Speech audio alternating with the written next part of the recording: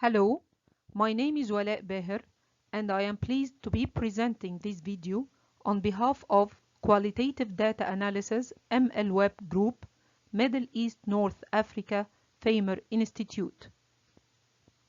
Coding Qualitative Data, a simple step-by-step guide for beginner researchers.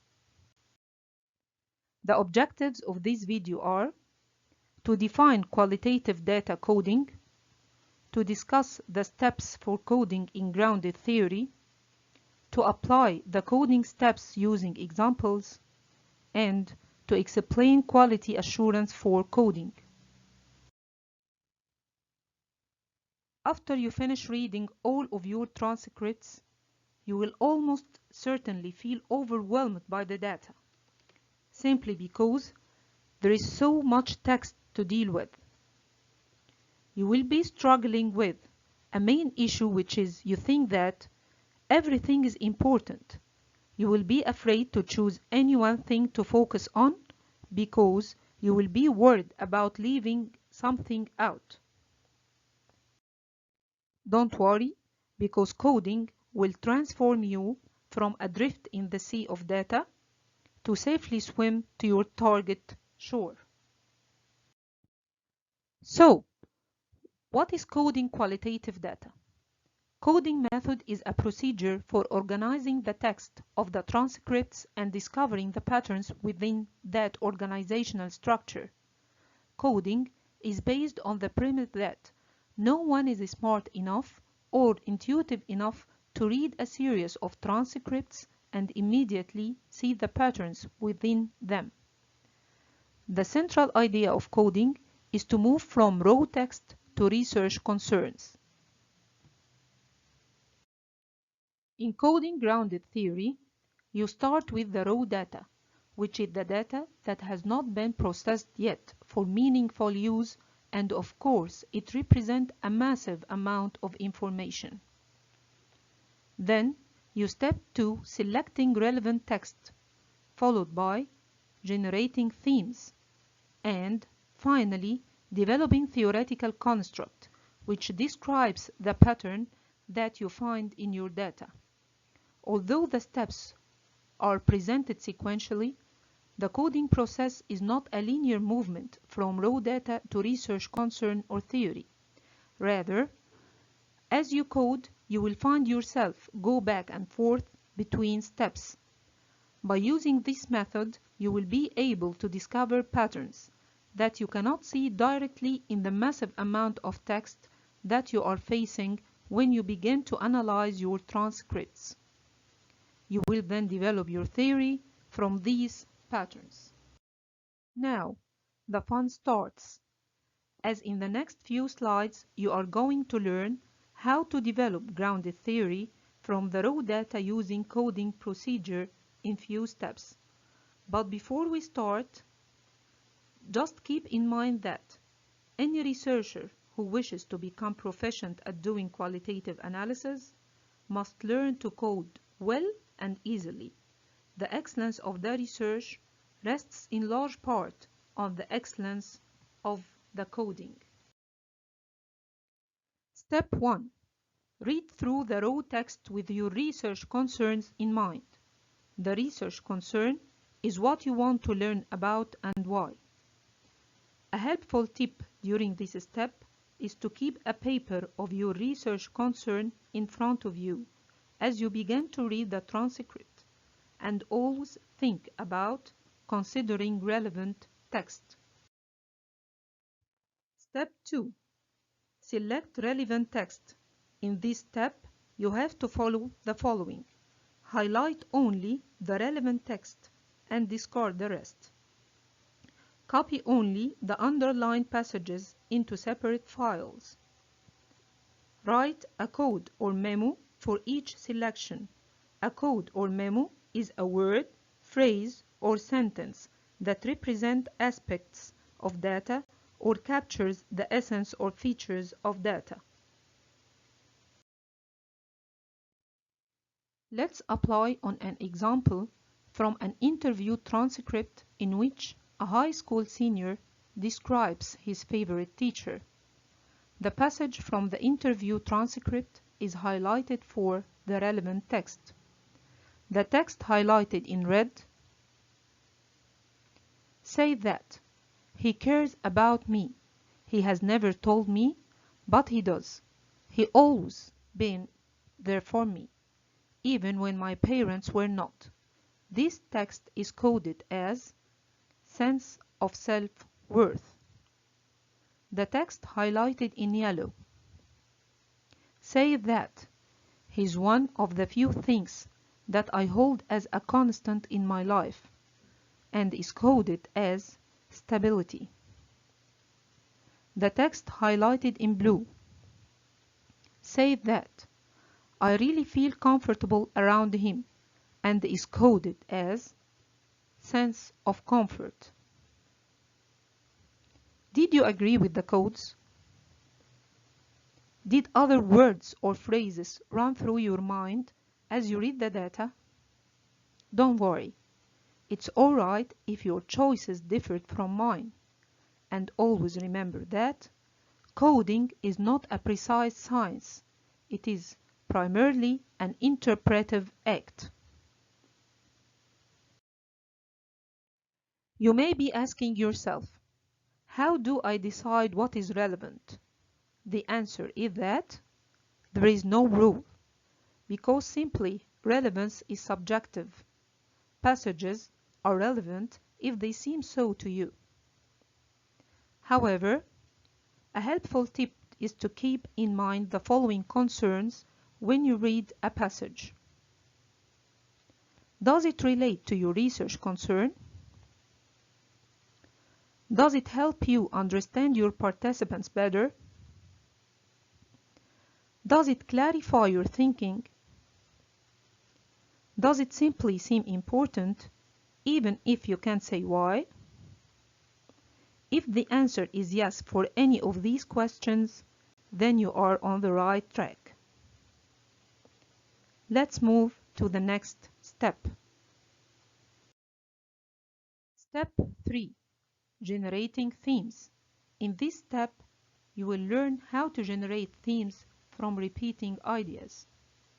First, you have to read through the relevant text and codes generated in the previous step and discover repeating ideas. A repeating idea is an idea expressed in relevant text by two or more research participants. Then, you have to create a new file that will become the list of repeating ideas. In this list of repeating ideas, you have to highlight and copy the first selection of relevant text to your repeating ideas file. This first selection is your first starter text. Then, you have to read through the entire list of relevant text selections. Each time you encounter an idea that seems related to your starter text, copy it into the repeating idea file under the starter text.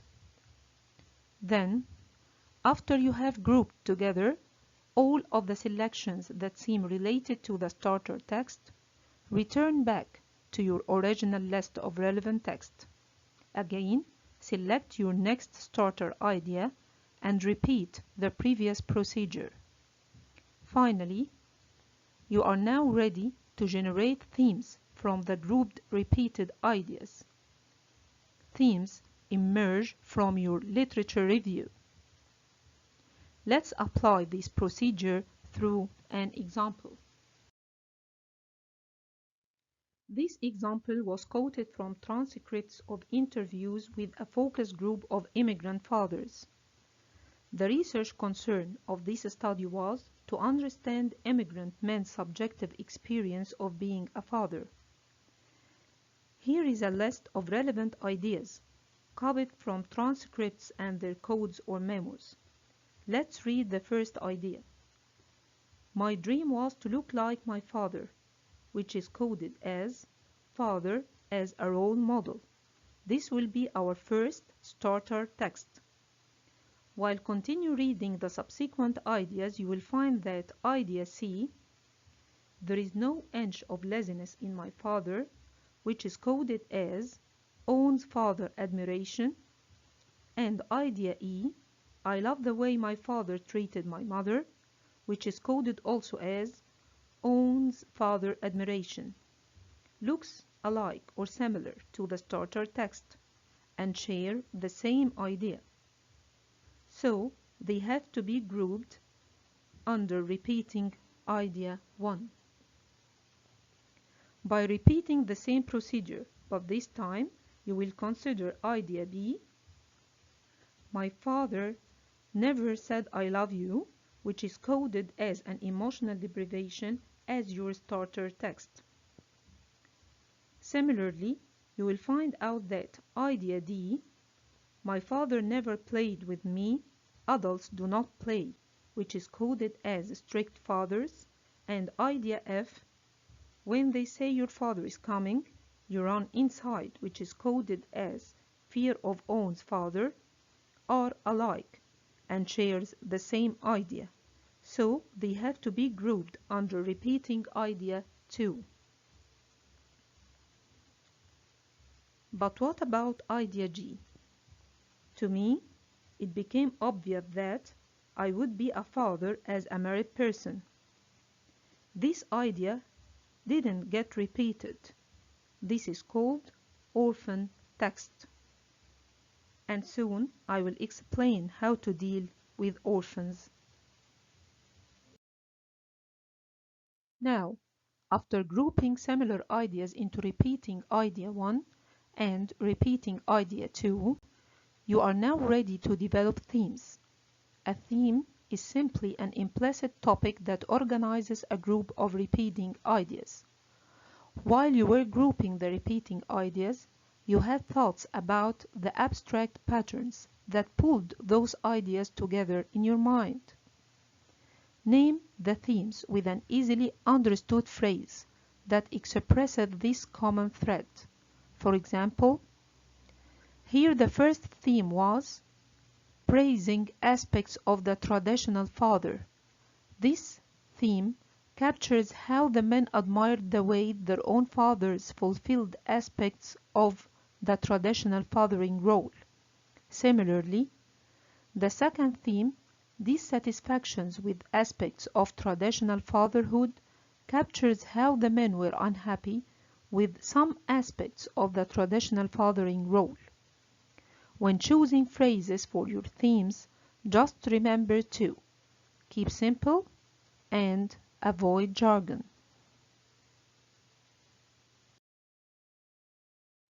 But what about orphan text?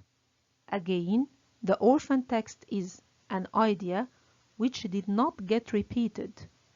You have to deal with orphans either by deleting them if they were chosen wrongly as relevant or simply don't seem important.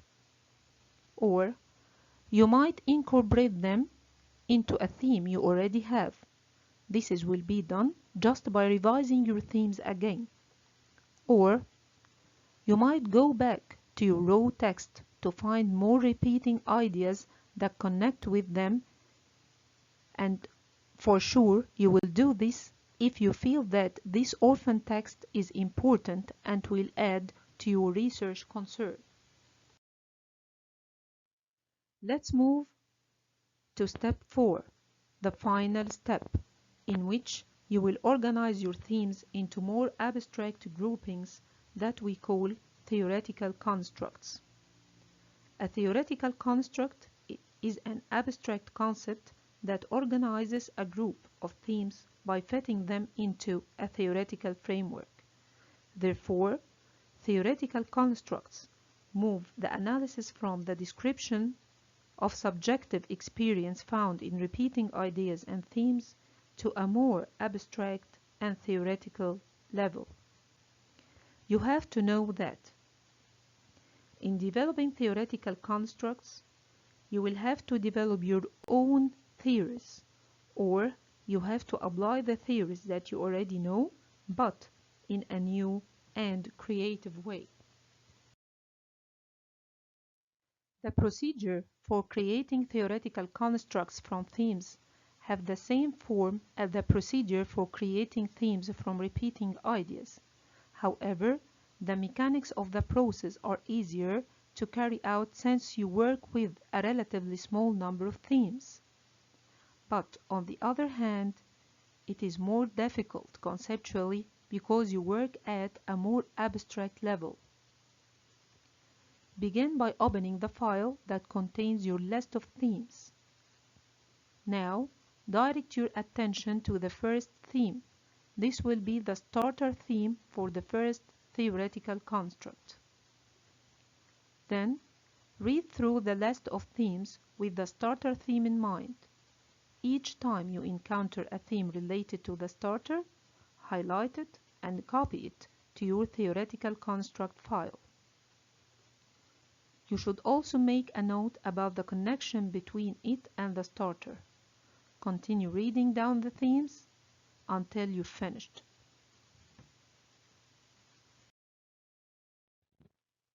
The group of related themes you end up with defines your first theoretical construct. The connections you have recorded in your notes are clues to the organizing principle for the construct. Now, develop your second theoretical construct from the reduced list in the same way that you developed in the first one. Continue in this way until you have worked through the entire list of themes. Finally, you have to generate your theoretical construct. And now, it is time to draw on the literature and your general knowledge to find a theory or concept that explains the organizing principle of related themes. Let's apply how to develop a theoretical construct using an example of the same study which concerned with understanding immigrant men's subjective experience of being a father. Here is a list of 4 themes.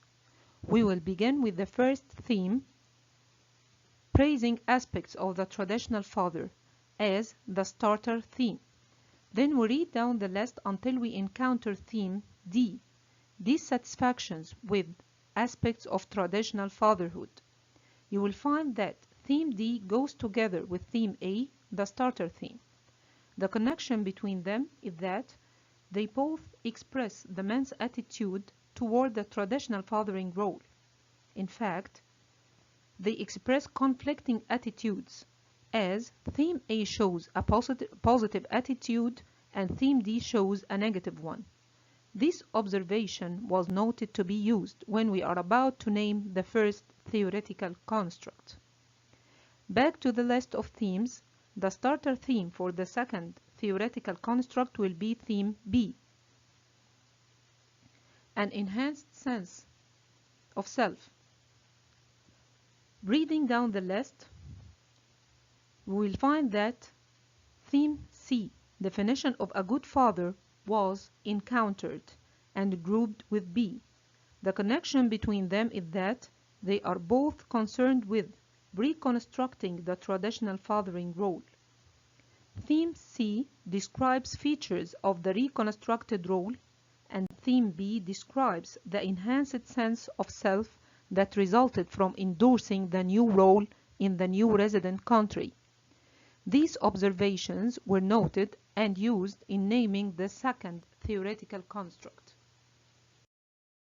Now, the themes are grouped into 2 main groups. First group of themes reflected uncertain personal feelings about immigrant men's fathers, as well as a conflict between 2 cultural models of fatherhood, the traditional fathering role and the different fathering role they were exposed to in their new resident country. Thus, both themes were merged into the theoretical construct of bicultural gender role strain. Similarly, the 2 themes, enhanced sense of self and definition of a good father, were grouped together under a theoretical construct. Gratifying definition of fatherhood. This theoretical construct simply describes how the two themes fit together. Congratulations! You have finished your coding process and succeeded to develop a theory from raw data. And now you are ready to represent your data through theoretical narrative. An important question should be crossing your mind now. How do you guarantee the quality of your coding? To ensure quality coding, you have to: first, work independent but be collaborative. Qualitative research should be conducted in groups rather than in isolation. However, each one in the group should work independently in each step. Then, all the group goes over all the steps together. This process makes it more probable that you will not have overlooked any important ideas. Second, consider second thoughts. Throughout your work, just keep revising what have been done and do changes when appropriate. And always remember that it's your theory. Third, always keep a memo of your thoughts. In this memo, you should report, for example, why you find a specific text relevant or why you link certain themes together. Fourth, depend on justifiability as an alternative to reliability and validity. In qualitative research, it is inevitable for a researcher to use his subjectivity in analyzing and interpreting data. On the other hand, interpreting data based on the researcher's prejudice and bias without regard to the participant's experience is not acceptable. So, you have to rely on data from the transcripts.